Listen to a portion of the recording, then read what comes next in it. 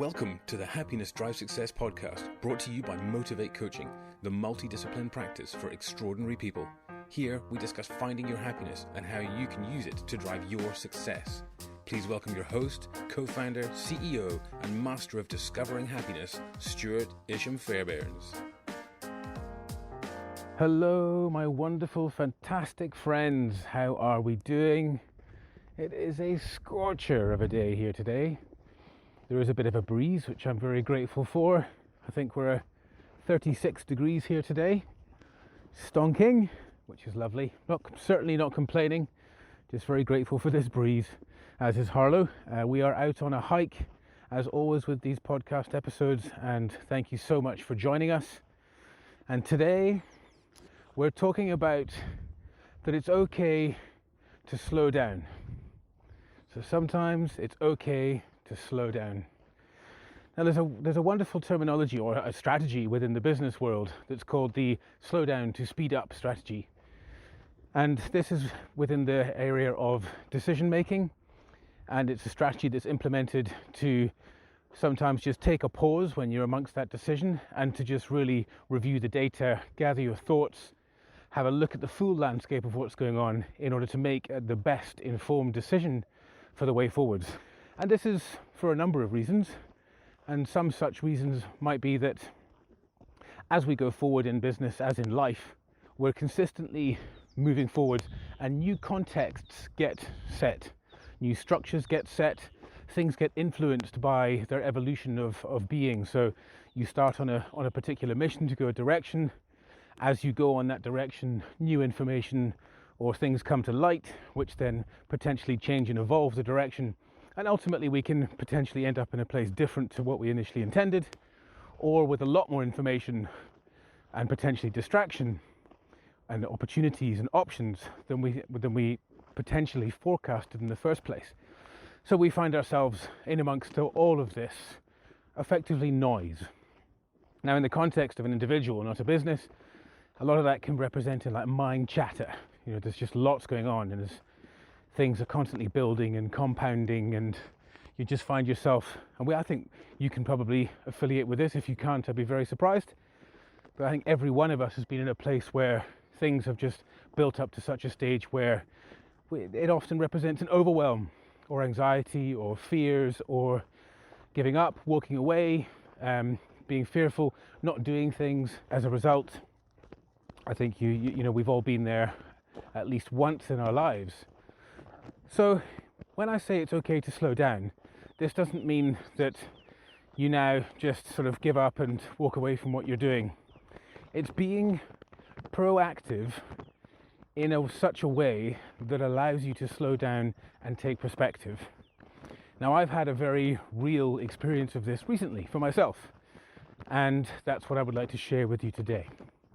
And it does reflect the sort of business strategy situation, and more so why I shared that with you is that this is a commonly used practice within multiple disciplines in the world where human beings are involved in making important decisions. Now, if we can apply that theory and that strategy to business, surely we can apply it to ourselves. And the reality is, when we're applying it to business, we are applying it to ourselves, because what's the commonality in both situations? Us, the human element. So let's have a look at you as an individual, how you can slow down to speed up, and that it's okay to slow down. Alrighty.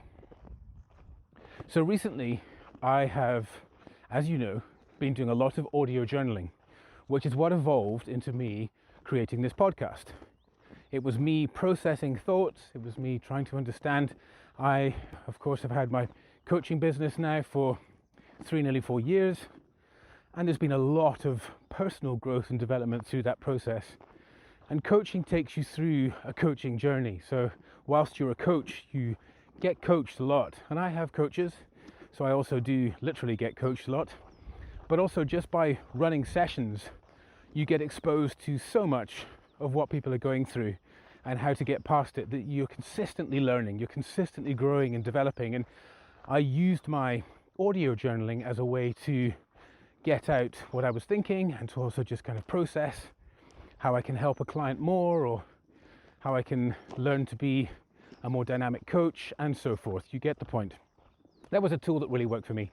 And the reason it worked so well for me was originally I was recommended to do journaling, writing down in a book. And I don't know about you, I know some people are fantastic at it and really stick to it. I have always struggled.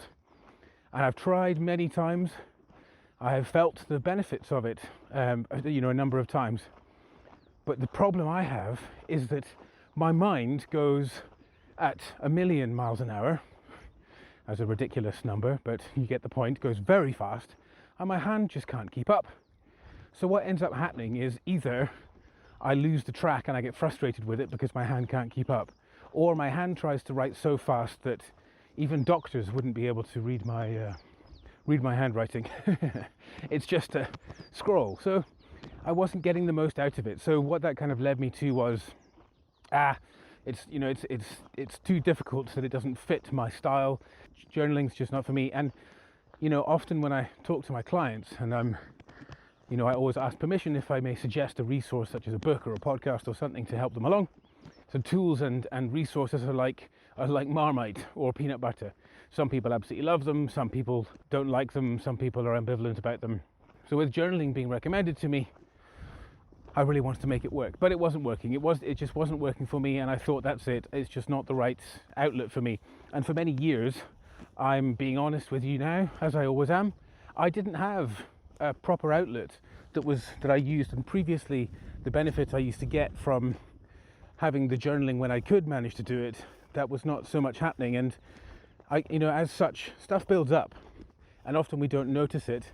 And that's where we get to what we were chatting about at the start of this podcast, of all of that white noise, all of that mind chatter, that space that's taken up, that's distracting, that pulls you left, right and centre. It makes it really hard to make a sort of clear decision. I then started doing audio journaling. Now, I was going on hikes with Harlow anyway, and one day I had my headphones on because I often listen to music, and it was my wonderful coach Chris in the US who said to me, why not try habit stacking? Habit stacking? What's that?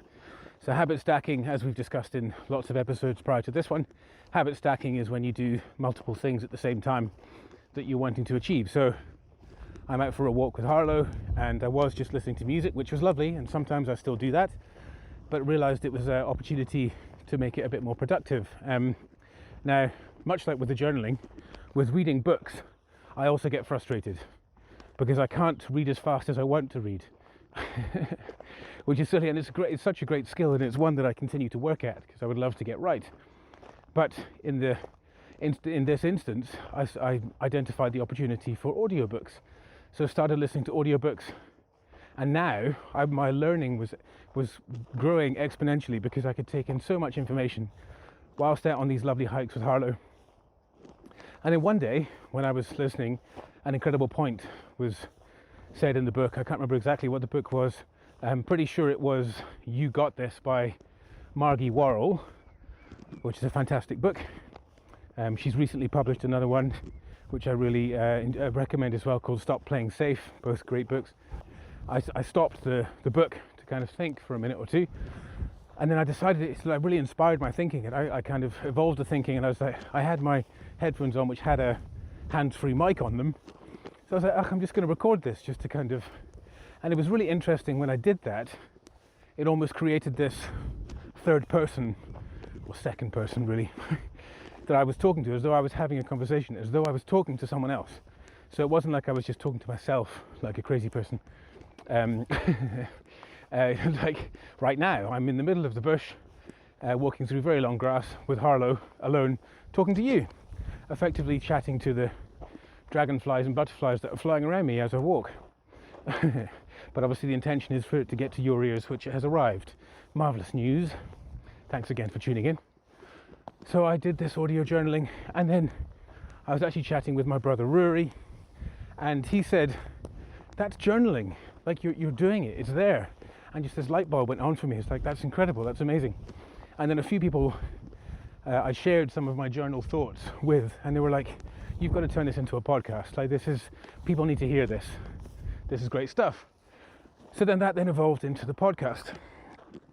which is fantastic. So that was kind of the evolution there. But what I realized whilst I was so chuffed that I was getting this way to journal again that could keep up with my brain, that all it needs is my mouth to just say words, create sounds, and I'm doing the journaling, which is fantastic. And it really is a powerful thing for me and works really well. And I love sharing the content with you guys, and you guys have been so generous and coming back to me and sharing how it's helped and made a difference, and that means the world to me, which is what it's all about for me. So recently I have felt the inclination. I've been designing a lot of new ways to help people through my coaching, and that's kind of mapping out on a piece of paper. And at the start of this year I took 8 days and went and stayed in a cottage on a river in a beautiful place in the middle of nowhere with Stacey and a very good friend Colleen and our 2 dogs Harlow and Nala. And it was a beautiful place, very serene. And I found myself just in lots of quiet moments sitting on the balcony or stoep, looking at the river, chilling. And I took a book out there to read, and I didn't read a page, I don't think, whilst I was there. The intention was there, but I didn't actually read it. But then I also I had some paper and pens, and I gave myself the option of either drawing or scribbling notes and whatever. And I ended up writing. I came up with a structure that I thought would be good to start the year, that I shared with the whole group, which was the 10-10-10 model, which was 10 things I want, 10 things I'm excited about, and 10 things I'm grateful for.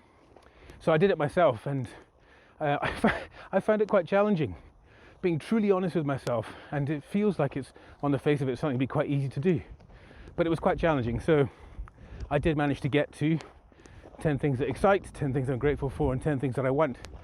But when I looked at the 10 things I want, there was a niggle there. It wasn't right. And I sort of decided to delve a bit deeper into that. And what I found, excuse me huffing and puffing, by the way, as usual, I'm climbing a hill at the moment, quite a steep one, so I hope it's not disrupting your listening. So the what I want list was just niggling me. So I kind of looked at it, and what I realized was that a lot of the things that I'd written that I want were not things to get, they were methods to get there, which is really interesting. So I had to kind of really change my thinking. Now, I'm not expecting you to get the picture of what I'm explaining in this podcast. Excitingly, that whole process ended up evolving and getting bigger and then smaller and then bigger and then smaller. And ultimately, I am creating a course off the back of it, which will be available to you all, which can really help you get to where you want to go to. But just to give you the first step, was the first thinking was when I realized that a lot of it was methods and not things to get. I wrote the next list of 10 things, which was what I think I want. And it was interesting. It created a bit of a disparity within my own mind of all of these things that I thought that I wanted, when actually I realized I actually didn't want them. But without visiting them, without writing it out, I didn't realize that I didn't really want them. So what I'd actually been fighting for every day, and it was at the front of my mind, were the incorrect things, which is really interesting. So that's kind of the power of this exercise, and that's just the first part of that course that will be coming out. So watch this space, it will be coming soon. That then led to realizing that the writing out was incredibly powerful, and actually maybe by me slowing down and not going at 100 million miles an hour like my mind was, and allowing my hand to put ink to paper and explore my thoughts that way, it created a very different type of communication with myself, which was really interesting. Because when I do the audio journaling, I just rattle off what I'm thinking, I rattle off what I'm saying. When I'm recording a podcast, I've got a topic and I know the direction I want to go, and I just speak as it comes up, and I'm sharing with you, and I'm following the patterns. But in my mind, I can allow my mind to go faster and faster and faster, and I can create all of these connection points, which I can then navigate through language, which I share with you. Now, what that means is, much like you've all been in a car where you've driven from point A to point B, and then at another time, you've actually walked that same journey from point A to point B, however long it is, doesn't matter, but you've done that. How many things did you see along the way when you drove versus when you walked? And when you walk, you're obviously moving a lot slower, and you could absorb the sounds, the sights, the smells. You can take it all in. When you're driving, you're very much the experience inside your car, and you get to point B much faster, but you miss a lot along the way. So this is the kind of thinking I was thinking, like, when actually with journaling, as though, although it takes effort for me to slow down, to be able to just write out what I'm thinking, by giving myself, changing my mindset and giving myself the permission to slow down, just for the instance of the period of time that I'm writing. Now, it could just be that I write 1 page. It could be that I write 10 pages. There's no definition to it. I don't want to put myself off it. So I make it easy. I make it open.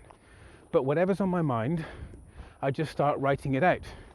And this has actually started to bring to life for me something that's so incredibly powerful. Journaling for me isn't just one thing.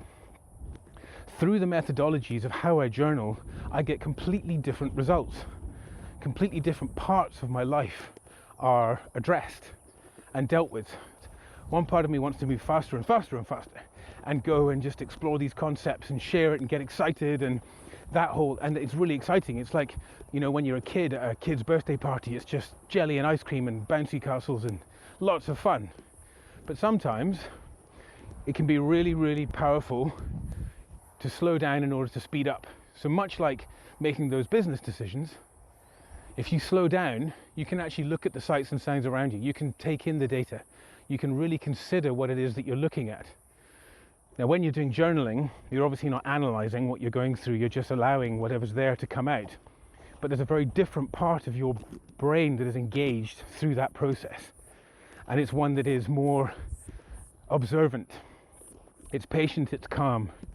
And what it's led to this stage for me now is that depending on what comes up that I need to deal with, I can now feel within myself whether I need to sit down and write it out, or I need to go and do an audio journal and walk with Harlow. And it's so incredibly empowering, because this is absolutely my method. These work for me. This is stuff that's doing it my way. And you know that that's one of my big messages to all of you, is to do things your way, to trust yourself. Because if you do things your way, you're more likely to get to where you want to go. And even if you do things your way and you realize it's not the best, most efficient way, you have the choice to adopt another way, because your way isn't one thing. We're consistently growing and evolving. So your way can always learn. It can become more like what you want it to be. But the point is, it's your choice, it's your way. So this is my way. So by me slowing down, I'm speeding up exponentially my growth, my development, my understanding of situations and scenarios.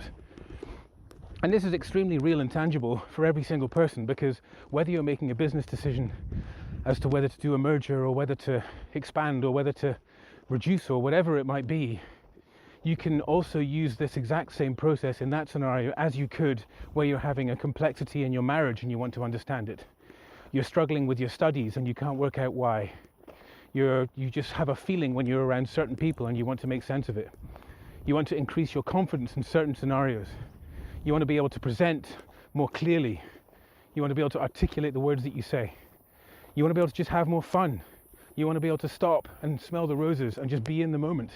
Whatever it is that you want more of, you can utilize what is underneath the bracket of journaling, which is just literally getting out that chatter that's inside your head and putting it out there. When I record my audio journals, I don't really very often go back and listen to them. On occasion I do, but on the whole, not really. It's much more aimed at the moment, the process, and it really helps me kind of offload. And it as though, because it's almost like talking to another person, as with when you're talking to other people, you can come up with solutions. So why not ask a question? Pose yourself a question as you're going through. So what is it about that scenario, Stuart, that gets you feeling so flustered and anxious? And because it's just you, there's no one else listening, there's no one else there. It doesn't matter what you say or write, it's still the right answer. And it's going to be able to help you be able to process and understand yourself more. This is such an incredibly powerful tool. And it does take time, as in that the time is not about the efficacy or the effectiveness of this process. The time is convincing yourself that it works. And that's so true of so many personal development tools and activities and exercises and strategies is that it's about you being convinced that it works, which takes time. And then it's also forming a habit. So if you can give any one of these things 21 days, you're going to see the effects of it. Guaranteed, you're going to see the effects of it, the positive impact in your life. So there you go. It's okay to slow down. It's okay. You've got this. You're doing so well. You're doing so much. And it's okay to get overwhelmed and flustered and feel out of whack, out of balance. It's all okay. We all do it. We all get there. Here is a couple of ways that you can potentially look at helping yourself get back on your feet, to get clear, to get rid of a lot of the chatter that's not actually really indicative of where you're at or where you're going, but it just makes you feel as though you're standing on hot coals. And actually, just by going through this process, you can just step off the coals and you've got time and space to look around you and make a calculated next step forwards. It's okay to slow down, to speed up. Give yourself permission, be kind to yourself. Please come and join us on the Facebook community. If you're not there already, you go into Facebook and you search under groups, join your happy place. There's lots of fantastic people just like you and me who are sharing excellent content to motivate, inspire, support, and just help one another move forward in life, to live a better life. You got this. Why not? It's your life. Do it your way. It's okay to slow down. I'll see you there. If you want support on getting these kind of things set up, if you have something you want to discuss about things you want to achieve in your life, book a coaching session with me. Let's have a chat.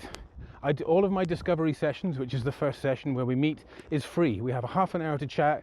We can talk through where you'd like to get to, what you'd like to achieve, and we can see how I can help you get there. What's to lose? And you just go to the Motivate Coaching website, which is motivate-coaching.com.